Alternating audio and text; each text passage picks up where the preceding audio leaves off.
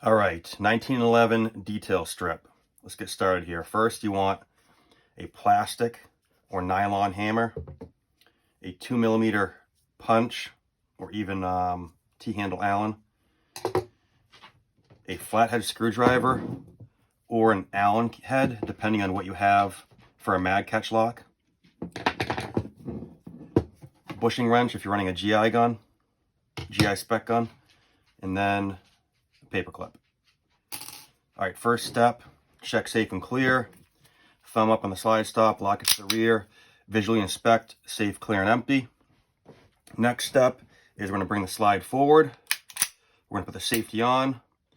We're going to tilt the gun muzzle up. Ejection port facing me, grip facing towards my right. Then I'm going to take the bushing wrench, press down on the plug right here. So go around the bushing, press down the plug, turn the bushing towards you. Once you're directly faced towards you, put your thumb over the plug so it doesn't shoot out on you. Then take your other hand, capture it, place it down. Pistol comes back into your workspace. Safety goes off. Then you're going to line up this cutout in the slide with the slide stop right here at that point there. So I'm going to bring it back, line it up. It looks pretty good there. The slide stop is FBI nub, so I'm going to turn it over and just push on that pin right through the frame. So there's the slide stop. Now the slide can come off. Safety is going to go on the frame before you place it down. Then guide rod and spring. All right, now with the bushing, you're going to turn the bushing the opposite direction until you see the lug inside the slide and make sure it's clearing that slide. So right now I can see that it's clearing it. I don't know if you can see that. Then you can take your barrel, make sure the link is down, and push that barrel forward, and that bushing will come out with it. This bushing is a little tight, that's why I do it that way. Okay, now we're going to do the firing pin stop, and the extractor. So I'm going to take this punch, push down the firing pin. Slide's facing, the sights are facing away from me. So push down, feel for when it gets freed up, and just pull it right out towards you. And put your finger over the firing pin so it doesn't shoot up on you, because it is under spring pressure. So there's your firing pin and spring. All right, the extractor, I'm going to take the small flathead. I'm going to face the ejection port away from me. I'm going to take this flathead, push the extractor in and down.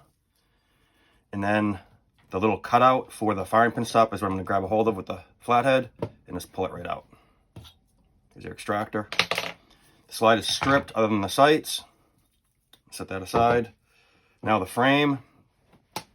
First step is we're going to remove the safety. So I'm going to grab a hold of the arm here, and I'm going to move it up and down while I'm pulling out towards the left. Your right.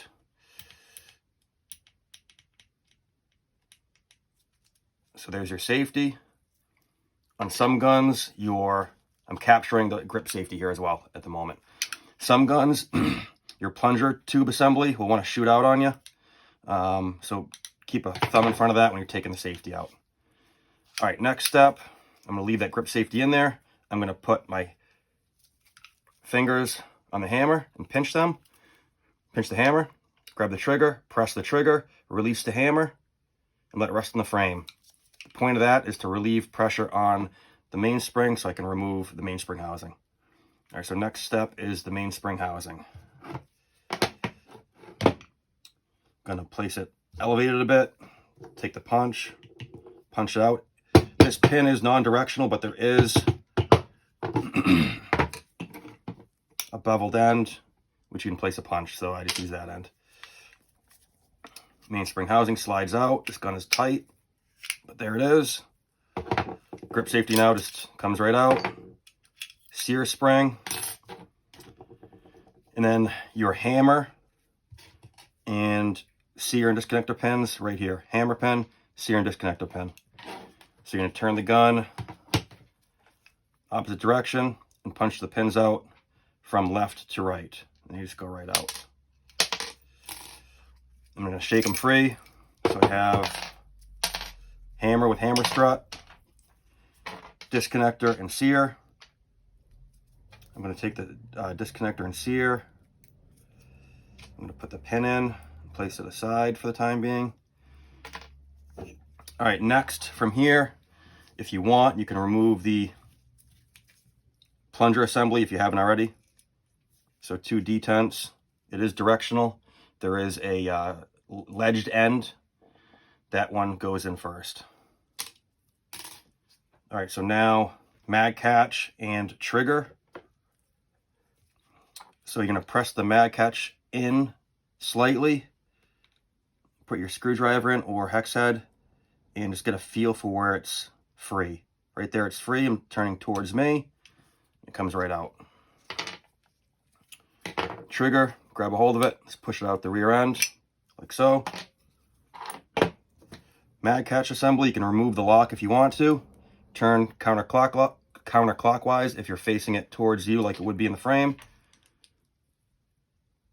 Release, then you have your spring and your lock. Okay, I'm going to put it back together now. Line up the lock with the cutout, push in, turn towards me, locked in place so I can reassemble when it comes time to.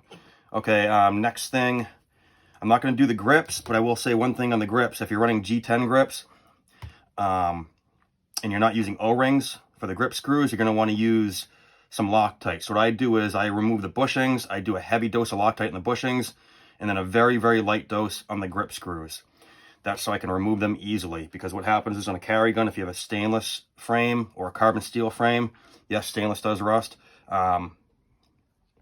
If you're carrying it or shooting it in hot weather, moisture will get trapped underneath the grips, and then you'll get rust underneath there, even on stainless guns. So that's why I do a small dab. I don't want the bushing to come with it. That's the idea. All right, reassembly. So first step is trigger. So your over travel screw is bottom. Trigger bow slides into the rails in the frame inside. It's going to slide right in there, right into place. All right, next is mag catch. Okay, so reverse. Get an idea of where you had to press it to remove it. Turn clockwise, lock it into place, then you can function test it. All right, next is plunger tube. Again, ledged end first, in place. Okay, now we're going to do the sear and disconnector. So the sear and disconnector, the flat part of the disconnector is going to rest up against the trigger bow area, the back end of the trigger bow. And then the curved end of the sear rests up towards hammer end, rear end of the pistol. So it's going to go in like so. Okay, so flat end of the disconnector towards the trigger bow, the back end of the trigger bow, then the hooked end of the sear goes to the rear end towards the hammer. All right, so the rounded part of the disconnector goes into the frame, into the cutout here. So it can be a little tricky depending on how much clearance there is. This one's pretty tight. So it's in. I'm going to take the pin, and again, this pin is directional. Start from the left side, going to the right. I'm going to use this as a slave pin to try to find the hole. You can press the trigger in slightly to get it to go in place. There it's in place. I'm just going to follow it through. So get there, I'm going to push it in. Good to go. Next is a hammer. Same idea. Pin goes left to right. All right, taking apart the mainspring housing. So you have a retaining pin here, which is directional. It gets pushed out from the back strap end, and you have the mainspring inside. the mainspring cap and the cap pin. So what we're going to do is place down the table facing up, relieve tension on the retaining pin by pressing down with something like a screwdriver, something small enough, or an Allen head or whatever you have.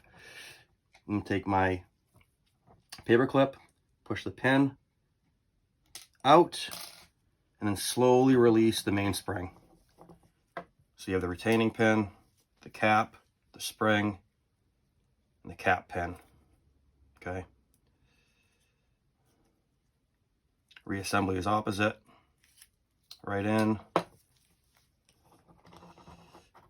Actually going to turn it for reassembly so I can get that pin in. There we go.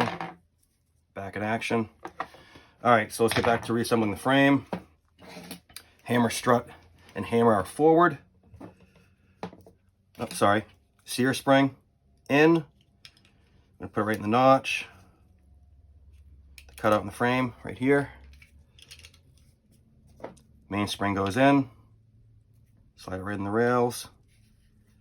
I'm going to stop right about here. I'm going to drop the hammer strut.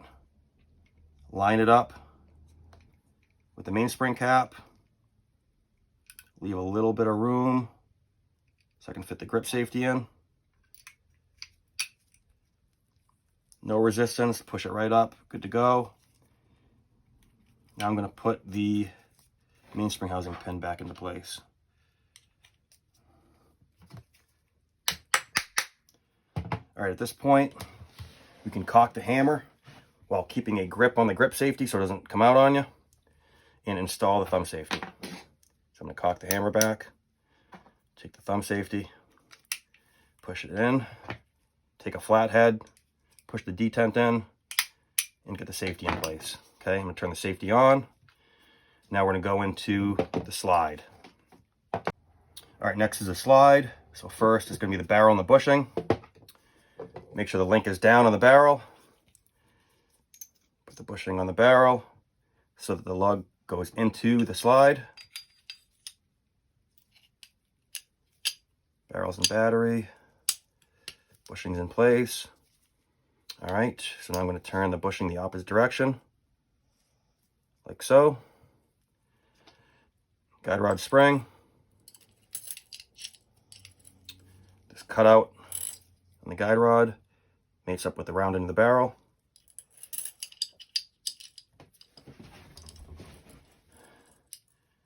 All right, now safety goes off.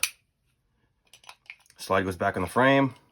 You're going to line up the link with the slide stop pin in the frame. So lining up.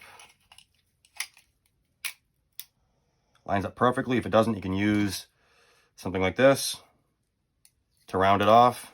Get that perfect fit. Dropping the slide stop in. At this point, I'm going to bring the slide to the rear and line up the slide stop, this part of the slide stop here, with the cutout in the frame right here.